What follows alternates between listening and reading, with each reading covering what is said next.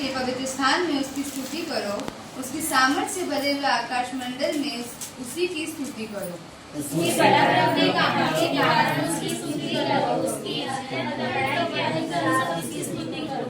नरसिंगा फूंकते हुए उसकी स्तुति करो, सारंगी और वाणी बजाते हुए उसकी स्तुति करो। नाचते हुए उसकी स्तुति करो,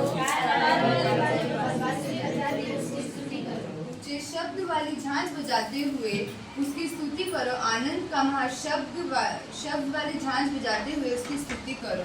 जितने प्राणी हैं सब हालेलुया। तो इस भजन संहिता में हमें बताया कि हमें परमेश्वर यहोवा की स्तुति करती रहनी चाहिए जब भी हमें समय मिले। ऐसा नहीं है कि बस हम लोग चर्च में आ रहे हैं तभी हमें परमेश्वर की स्तुति आराधना करनी है, उनका धन्यवाद करना है। अगर हम घर पे हो या कहीं भी हो जहाँ पे हमें समय मिलता है, हमें वहाँ पर भी परमेश्वर की स्तुति आराधना करनी चाहिए, परमेश्वर का धन्यवाद करना चाहिए। और परमेश्वर ने हमें एक नया दिन दिया, उसके लिए हमें धन्यवाद करना चाहिए।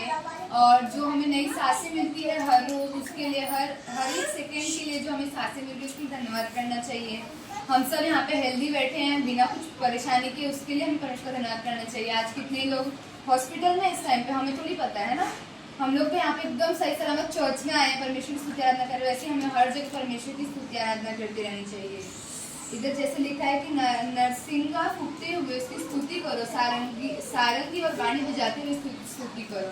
हमें बजा कर जैसे दाऊद राजा कैसे एकदम मग्न हो जाते थे परमेश्वर की स्तुति आराधना में, वैसे हमें ताली बजाते हुए, डफ बजाते हुए, बांसुरी बजाते हुए और ऊंचे शब्द वाली झांझ बजाते हुए हमें परमेश्वर की स्तुति करनी है।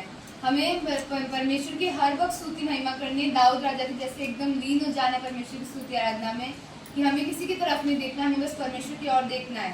जैसे कि भजन संहिता 145 से लेकर 150 में इन पूरी भजन संहिता में जो परमेश्वर की हमें स्तुति आराधना करने के लिए बताया गया कि हमें हमेशा परमेश्वर की स्तुति करनी चाहिए।